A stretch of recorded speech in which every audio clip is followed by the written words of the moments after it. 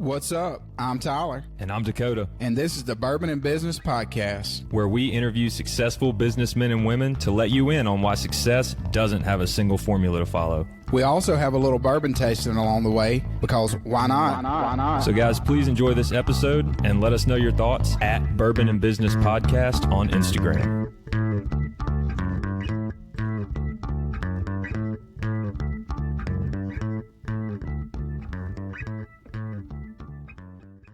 Coming to you from the Bourbon and Business Studio here at the AC Hotel in Ridgeland, Mississippi. I'm Tyler.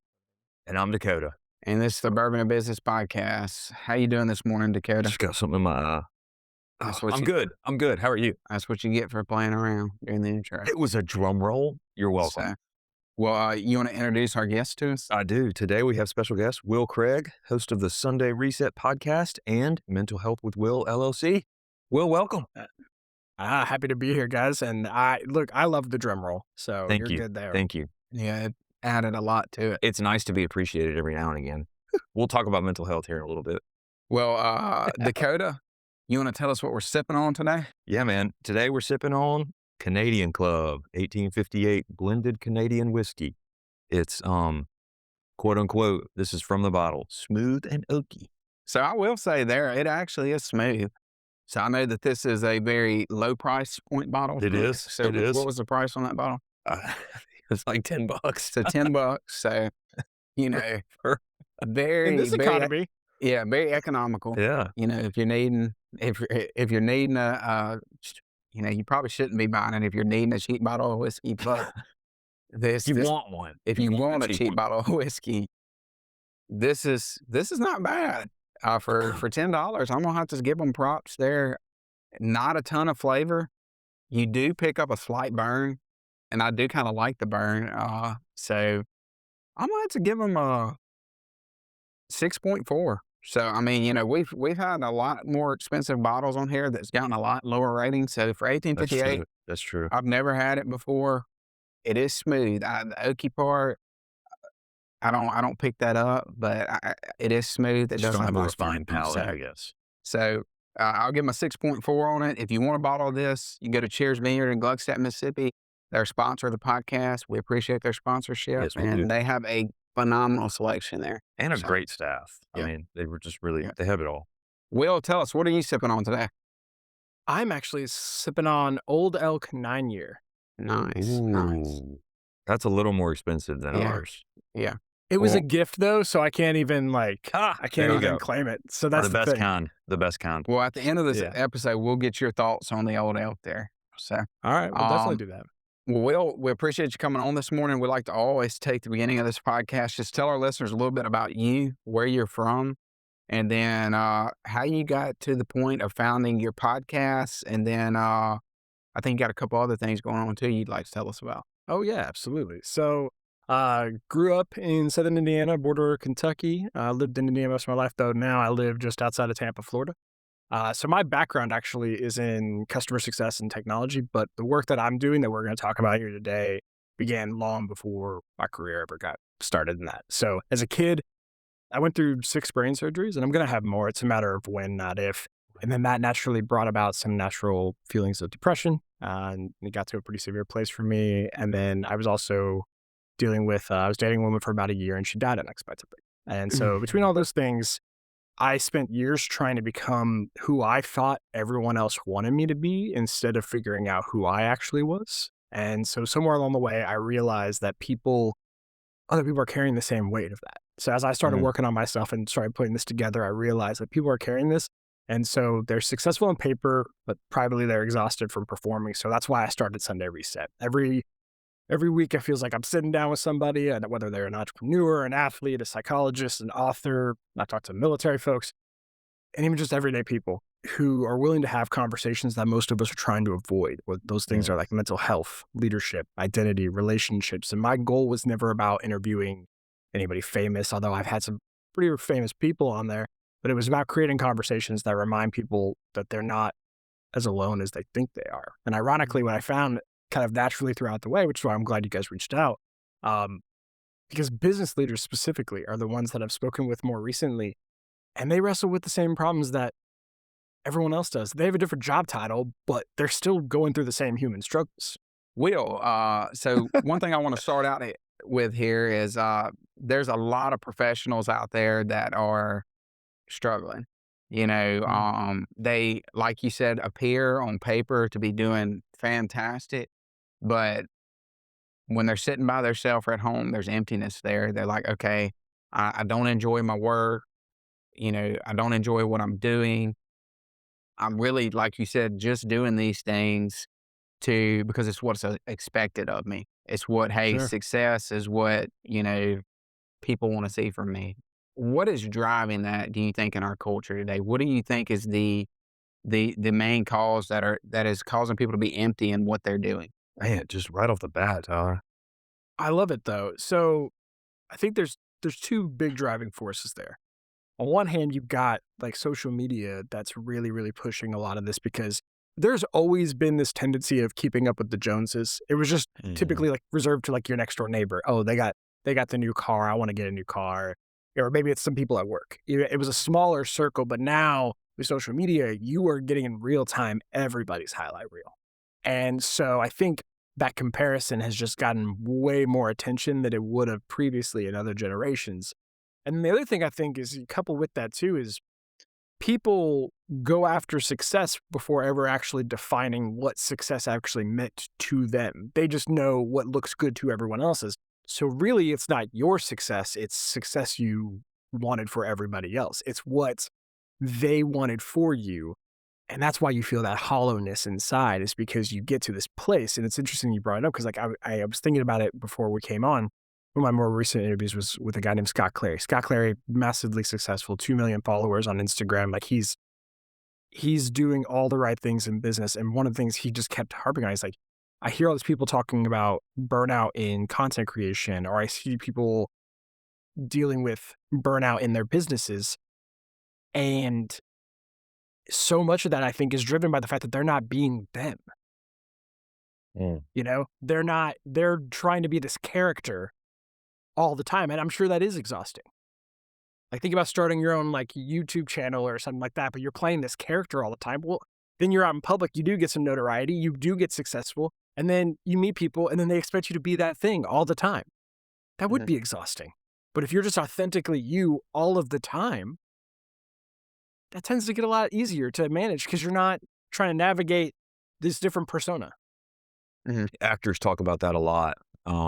I think it was Luke Grimes from Yellowstone was interviewed and people would come up to him and they'd be like, "Oh, you're the guy from Yellowstone. You're Casey." And he'd be like, "I mean, yeah, but I'm just a guy, and I sing and songwrite too." And they're like, You're not even like a cowboy. You don't even have like a cowboy hat." And he's like, "Guys, that's a character that I play." He's like, I think he said something like, "I'm a little sissy actor," or something like that. Like he's like, I'm like, he's that's not what that I am. rugged guy that he plays, Exactly. but it's Rip's it's the one same of those way, by the things. way.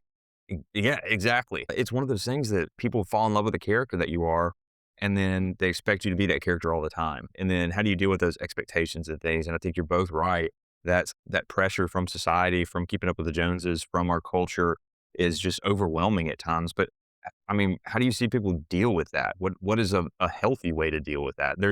We get flooded with ways of like medication. You need to sleep more. You need to work out more. You need to take these supplements. You're not getting enough magnesium. You're not getting enough vitamin D. Like it's just reason after reason after reason for all this anxiety and pressure that we feel. But it can't be all of those things, or can it? This is where I always struggle a bit because I'm by no means a medical doctor, and I'm not going to sit here and tell you your vitamin D levels aren't where they should be because I don't know your body. And even if I did see the results, I wouldn't know how to read them. So that's not who I am. But what I will say, and what I've been able to learn just through conversations I've had with a number of people on the show, but also just in like public speaking and being in these group settings, is that what I try to tell people that I think really helps is, as hard as it is, try to block out the noise. Try to focus on basics. One of my favorite, like she's my only recurring guest so far that I've had. Her name is Rachel Jameson. Shout out Rachel. She's a licensed therapist and coach, and she's not mine, by the way. People always get that confused. They think she's like my therapist. I'm like, no, she's just a friend of mine. But her whole theme is back to basics. that's one of the things I love about what she creates is it's all about just, let's start with very, very simple stuff. When I was going through something here recently, her and I just talked openly as friends, and she's like, what I would say is start with, what are your 2 non-negotiables that you can do every day that'll like help you kind of set the stage for what the rest of the day is going to look like. And so all that to be said, I want to see people really get to a place where they are taking stock in themselves again and saying, what does success mean to me? What does a good career look like to me? Not to my parents, not to my friends, not so that people can talk about it at a cocktail party, but what matters to me, so that when I go to sleep at night every single day, I know that I lived a life that I can be proud of. Well, and I think it's okay to have the freedom to tell people too that To shove it. no, that can change. You know, Yeah, what for sure. what mattered to you when you're 23 typically does Amen. not matter to you when you're 33. And even shorter period, what mattered to you at 23, at 25 may be different. Mm-hmm. And I think, so many times we get into our careers and we get into life and what the expectations of life are, that we're scared to make that change. We're scared to say, hey, if I do quit doing this, or if I do change something, people are going to think I failed. I think that's the biggest thing. People don't want to say it, but people say, hey, they're going to think I'm a failure because I changed it. And I think, there's a lot of freedom in what you talked about. Be authentically you. Like, hey, I don't care what Adam thinks. It doesn't, I don't what Adam thinks about me changes nothing I about don't my care day. at all. And, I like to pick on Adam about that. But, I think that there is some freedom in that if you can get to that point. But talk about, how do people, I mean, number one, how do people find what their why is? Ooh, yeah. Like, I think you have a lot of people listening. They're like, hey, all this is great, but I don't even know. I don't even know what my why is. I don't even know what my passions are. You're going to go to the Himalayan mountain range. You're going to find a Tibetan monk, okay? And he's going to show you the path, right? That's You're what gonna it do some feels like. peyote. Yeah, Yeah. exactly. That's what it feels like sometimes you have to do, though. But to Tyler's point, what is that path? So it's interesting that you brought up the example of I go to the Himalaya, because I think like the exercise of stuff like that, whether it's a spirit quest or whatever it is, the real thing is like it's all about getting you to block out everything else, focus on what's actually going on in here, not everybody else. Because more often than not, like I truly believe like none of us are born with this internal monologue like shitting on ourselves. We're not born to do that. We are born with positive energy that like wants to believe in things, and it's usually outside voices that are telling us, oh, that's no good or not. I would also want to challenge people to reframe what failure means, because I've loved the Nelson Mandela quote, I never lose, I either win or I learn, right? And so I think we need to rebrand what failing actually is. Like, as far as I'm concerned, if you get to wake up the next day, that means the game isn't over. You get to keep going. Yeah, you learned how not to do that thing this time, and then you get to go try the next thing.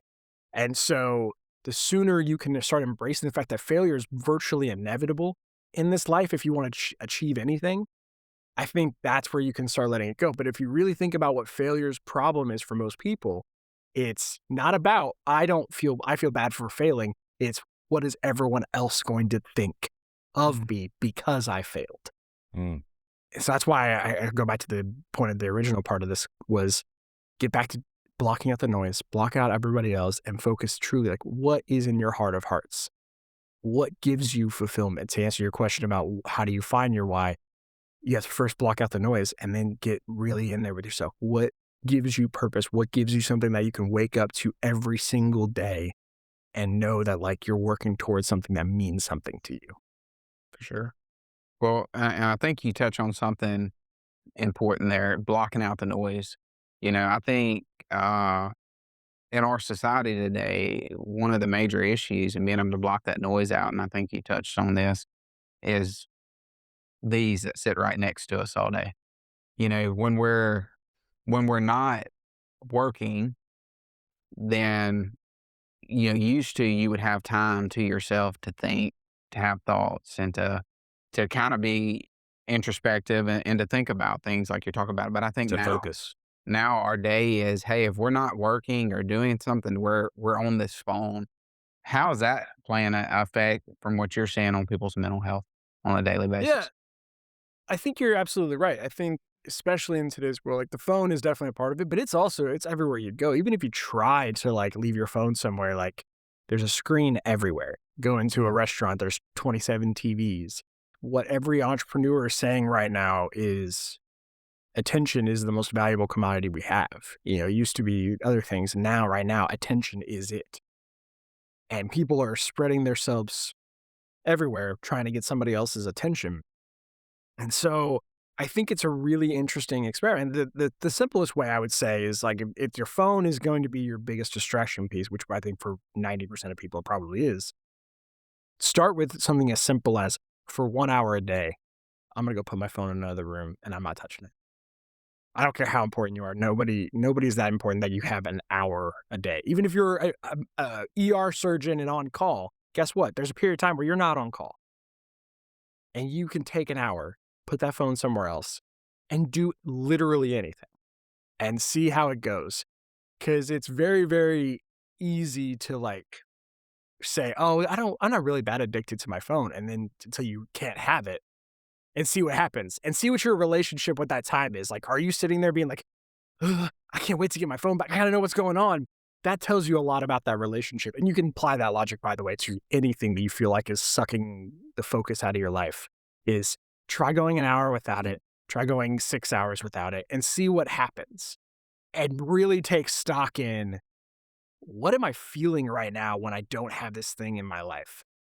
We're talking about alcohol, with bourbon. I mean, if you're wondering if you have like a problem, go a day without drinking. It's not just about the ability to go a day without drinking. It is what's happening in your head the whole day. Are you sitting there waiting for your next drink and How are you feeling? All right, Yeah. yeah. But if you just go a day without drinking and not think about it, you're probably okay. Yeah. Well, and let's talk about, when you do have that time, you say, okay, I'm going to make a conscious effort to disconnect from this technology, just to be able to have clear thoughts. How important is it to find things that outside of your work that recharge you on a maybe weekly, monthly basis? Like, for me, it's like I like The to, podcast. yeah, not the podcast. I like, going to the gym, going out in nature, just Cutting working, trees. working on my land, like doing things like that, which is totally opposite of what I do on a daily basis. But it's like, hey, it recharges you. It's like, hey, this is something. Yeah, it is maybe hard, maybe some work, but it's not the type of work that I'm used to doing. Well, I think the key caveat to that point is it's work that you are not required to do but choose to do, right? Like I Yeah. hear about this. I recently had a couple of guys on that are longevity experts, and one of the things we spent a lot of time talking about was retirement. For a lot of people, is about reaching this end goal, and a lot of people focus on like the financial element of it, of like, and understandably so. If you're not going to work for a salary anymore, you need to have enough to make sure you don't run out of money, right? That's an obvious thing. But what no one ever spends any time thinking about is, what is my day going to look like now that I've got this 8+ hours a day? Oh my back? gosh, yes. I love this. It sounds wonderful Mhm. in theory. You're like, oh, well, I'll travel, I'll cook, I'll do all these different things. But eventually you've traveled enough within your budget, and eventually you've done something else. What it does those 8 hours. And that's where you see like a lot of people in the early retirement phase, like get really heavy into hitting the bottle a little early, or they find really poor ways to do it, or they just sit on the couch and watch the news all day. And then they get flooded with all Get this bad angry, information that we yeah. were just talking. Exactly. And so you need to have a plan, not just for your money for retirement, but you also need to have a plan for what is you going to do with your time. People say, well, why these people, they've made so much money. Why do they want to work still? It's like there's a difference between going to work every day when you don't have to go to work. When you get This to is- choose your thing. Yes. That's great. I have this conversation with people all the time. So I'm a financial planner. That's what I do for my day job. And I call it the soft side of retirement. So everybody looks at the numbers. Everybody knows about investment Yep. returns and things like that. And yeah, that's super important. Obviously, you cannot live without some kind of income source, right? But then when you don't have to go into work that next day, like you said, I'll talk to people and, they're like, oh, I'll play golf, I'll play tennis. And I'm like, okay, 7 days a week? I'm like, well, no, okay. How many days a week? 2. All right, you got 5 more to fill. What are you going to do? Well, I hadn't thought about that. Okay, well, let's talk about it before you pull the trigger on retirement. And that way you've actually got something to do, Talk to your spouse, talk to your friends, talk to your family. What do they see in you? What do they see that might fit you? Brainstorm some ideas off of them. Hey, I'm thinking about starting a little woodworking business. That's great. We've told you to do that since you were 15. I didn't know that, like just different things that you don't even know could come up. I mean, those are different ways that, we talk with people all the time about that kind of stuff. The soft side of retirement is just as important as the hard side of retirement. It's just Could not never utilized. No, it's never talked about because, again, like, It's I not think the we sexy have this- stuff to talk about, Well, it's definitely not the sexy stuff, but I think the other thing is, like, we have this now changing narrative around work. Understandably so. I think, generations ahead of us were so focused on, like, I live to work and, like, do that. And I think our generation is starting to kind of shift that narrative. But as a unintended consequence of that, I think what ends up happening is people tend to associate, oh, well, I just want to be done with it and I never want to think about it ever again. That's great. But then what are you doing with your time? That's like, you still have to occupy your time, and not everything has to be for money, by the way. Yeah. You could go work at a nonprofit and make volunteer. Volunteer. Yeah. Yeah. Volunteer every day of the week. But it's something that gives you meaning in your day. It gives you a reason to get up off the couch. Yeah. Well, and I think you touched on another good point here, and it's kind of on the opposite side of retirement, but it's how important it is to, when you're picking a career, you pick something that does give you life. Now I want all the listeners to hear, like, just because you pick a career that you're passionate about doesn't mean that there's going to be times that it is You hate hard it. and that that it is work, because work is work. I mean, let's just face it. But I think when you're able to find something that, gives you fuel on a daily basis, that you do feel like, hey, I'm making a difference. Like, I do have a passion for this. It makes your work a lot better. Can you talk about that, and maybe some people you've had on that, just some examples of how people are able to pick that career early on, that they don't work for 30 years and they hate it so bad when they get done, they say, hey, I want to sit on the couch for 30 years. Yeah, I mean, there's the classic old line is like, what is something you would do for free? That's an easy way to, like, kind of like plot your map out. But that's also a little bit unrealistic. I don't know that I love the concept of that in theory, but I don't know if it's as realistic as that. But what I say is this, like, especially when I speak to young people, so many of them are like, well, I hear this phrase a lot, I don't aspire to labor. So how can I navigate that? And I'm like, I understand that. In theory, I get where you're coming from. Yeah. You're like, there are so many other meaningful things in your life that don't matter. Work is just a means to an end to keep you living. Fair enough. I can understand how you get there. Where I would push back on, and I'll call back out like Scott Clary, it's like, at the end of the day, though, you're going to spend 8+ hours a day doing it. You might as well not hate it, right?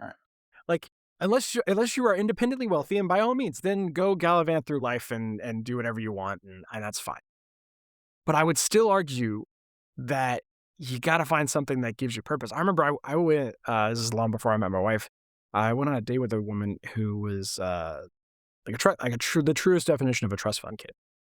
And, like, it was so crazy to me. Like, her day had no plotting to it whatsoever. She was like, yeah, I just kind of wake up whenever I wake up, and I go work out, and then I wait for my friends to get done with work, and then we go do something. And I was like, how does that, I could do that for like a couple weeks, right? Like vacation. Yeah. But, like, eventually, like, you don't want some sort of purpose. Like, even something that's silly. Like, why not try to start something? Why not volunteer your time for a nonprofit? Like, do something. But how do you not have a desire to create purpose in the world, even if you don't, if money doesn't have to be a part of the equation? And so, I know we're getting a little bit off topic here, because then the question is essentially like, when you're starting your career, how do you figure that out? I think you start with, when you're a kid, thinking about what are the things that, like, excite you in your day. You may not love math class. That's fine. It may not be a class. Well, maybe your favorite thing is you love talking to your friends and you love talking to them and figuring out plans and stuff. Okay, well, there's something in that. I was the classic smart kid, got good grades, but on every report card, it was, if he could just shut up in class, it would be great.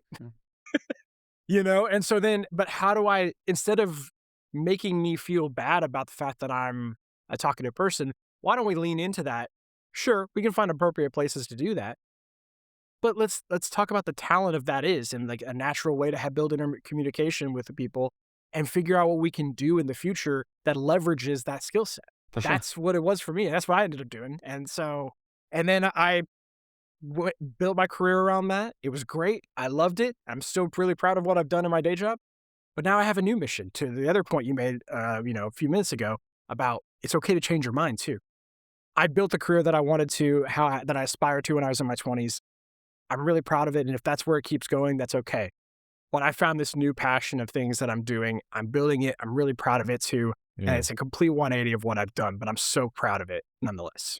We want to shift a little bit from that. Tell our listeners a little bit about the Authentic Leadership Tour that you're launching. Yeah, so the Authentic Leadership Tour exists because I realize that we're trying to solve this workplace problem that we were just talking about, the problems, but we're doing it like 20 years too late. So every company talks about culture. Every company wants to talk about emotionally intelligent employees. Every company wants to have these resilient leaders. But my question I always ask is, where are you supposed to learn those skills?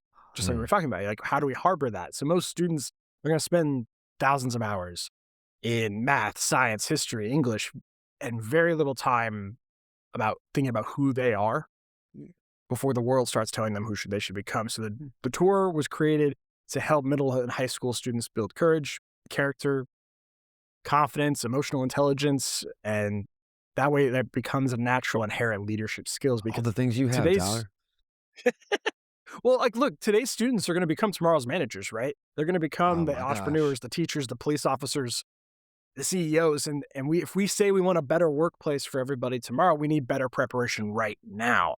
And by the way, I'm testing this slogan. I'd love your guys' thoughts on it. So the slogan is be real, be boldly, and make an impact. Yeah. No, I think that's phenomenal. And I think, back in our day, we learned all that holding the flashlight for our dad when he was working on the engine of the car. Yeah. No amount of criticism was enough. What are you doing? I'm holding it exactly where you told me. What do you mean, what am I doing? It's a battle that most people will never understand. No, but I think that's great, Will. I think that it's, so important. We look back to how we grew up and we went through school. And yes, we learned great things there, things that we needed to learn. But Pythagorean theorem. But there wasn't we didn't get a lot of information. When I got out of high school, I knew nothing about the workforce other than, people around me that had jobs. I had no idea of really much outside of my small little window of life that I was living at that time. And I think being able to expose, kids when they're in high school to different careers, different things that they can say, hey, okay, there are actually things out there that, that do excite me. Things that say, hey, that is a good goal that I could work towards. I think I could enjoy that. Versus, you get out of school and it's like, okay, all right, we'll pick a college and a career. It's like, okay, what are my options? Yeah. You look it up. and then the options that are always given to you are what's going to doctor, lawyer, sales. What's going to make you the most money? Yeah. And it's like, hey, at the end of the day, you can make as much money as you want, but if you're miserable doing it, like, what good is that? So, and here's where I'd challenge a bit more on that. I'm pulling that thread of the miserable part. Is because more often than not, you were creating this career path because it's what your parents wanted, or your guardian or friend or whoever. Like, you care about what it looks like to everyone else, and you never stop to ask yourself if it's what you really wanted for yourself. We look at people who were extraordinary in their fields, and a lot of times it's because they followed that thing that they found when they were a kid, that they were exposed to, that they just fell in love with. And sometimes it's the opposite, and it's because a parent pushed them so hard into one thing that they had to do it, and they became great at it. But then what does that do to the parent relationship, right? There's resentment there. There's all kinds of negative feelings there, and then they get to 40s, 30s, whenever they can't do that thing anymore, or even 70s, if depending on the activity or the idea that you're doing, and they realize, they look back and they're like, what have I done? I haven't done anything that I feel passionate about or good about. And they're like, yeah, I had a great career, I made a lot of money, but I didn't do anything that I feel was impactful. Yeah. And you talked about the parent relationship piece. Like the one example I always think of is like the one they just made a movie about it again, like Michael Jackson, no denying his father created one of the biggest phenomenons of all time. Like there's no denying the success of that, but at what cost? Right. Sure. And so like I just had my first kid. This like a big theme that I've held in my heart this whole time. Granted, he's a baby, he's 4 months old, but Congratulations, by the way. Thank you. And all I can think though about is I don't want him to make me proud. I want him to make himself proud. Mm-hmm. Yeah, that's it. Sure. I'm going to be proud of you no matter what, because you exist and you're my son and I love you. Mm-hmm. But I mean, if you're not, I can't want it for you. Yeah. I could push you and maybe you'll get something out of it, but that motivation's got to come from within, or else it's not going to be meaningful. And I think, unfortunately, it's a cycle. I think that you see No doubt. parents that push their kids a lot of times is because they're unhappy with the choices they made and the career that they chose. So in turn, they're trying to do it as a loving thing, but they end up pushing their kid into something that they are not wired to do. And then it creates, this entire cycle that, hey, a lot of times parenting, which I'm a parent, Dakota's a parent, and by no means do we have it figured out, but a lot of times in parenting, you have to be careful that you're not, you're still letting them be their own person and letting them make some of their decisions, because if you don't, then there's going to come a day, like we're talking about, that they're going to resent you for that. You're developing, not creating. Correct. So, Yep. That's a beautiful way to put it. Yeah. And I think it's a good time for us a bourbon break, Dakota. Yep, we're rounding home here, so I'll give my thoughts on the Canadian Club 1858 original blended Canadian whiskey, smooth and oaky. It's a mouthful. For me, there was like no flavor to it. It almost was like water with a little bit of alcohol. It's smooth, but it's an 80 proof, so it's kind of warranted. It was interesting though, is the word I'm going to use for it. I'm going to land it at a 6.0. 6.0. So we will land at What's that math? You spent a lot of time in Canadian Club. Yeah. So thankfully my math that I did in what do we got? high school, we're gonna land at a 6.2. Yes. School system didn't fail this one. That's what I'm talking So we about. made it, baby. That's what I'm hearing. Will, what's your take on what you got? Oh man, so Old Duck. So you know what I'm gonna say is like, just truly like really smooth. To be honest with you, like I know that's like an overly used phrase in bourbon, but like it really is. Like I get the creamy caramel, I get the like chocolate malt that's coming in there. There's a little bit of like cinnamon spice, so it's not like an overwhelming spice. So if you just want something good, easy to drink, that like, especially like I don't feel like people talk about the big names. Old Oak is not one that people are going to talk about all the time, but they should. Is what I'm saying. We've had some Old Elk. It's pretty good. Yeah, very good. Yeah. Well, we'll tell our listeners if they are hearing this and they say, hey, I like this Will guy, I like what he's talking about. How can they find your podcast and find information on maybe your leadership tour that you're doing? Yeah, absolutely. So the podcast is Sunday Reset with Will and Friends. It's available on Apple, Spotify, and YouTube. You can find me on all forms of social media. It's just Mental Health with Will across the board. And then as far as the Authentic Leadership Tour, so if you go to willcraigspeaks.com, so just my full name, speaks.com/leadership-tour, you're going to find that. And yeah, I'd love to, if you're interested in having me come speak at your local high schools, or it doesn't have to be a school. That's just the one I like to focus on. I have a version of it that I can do for workplaces as well too, and talking about that and authentic leadership in the workplace. So feel free to reach out. My email is founder@mentalhealthwithwill.com. Great. Awesome. Thank you, Will. I appreciate you having on today. And to all our listeners, however you stream this podcast, if you can give us a rating and follow us on social media, and we'll see you next week. Hope you guys enjoyed this episode.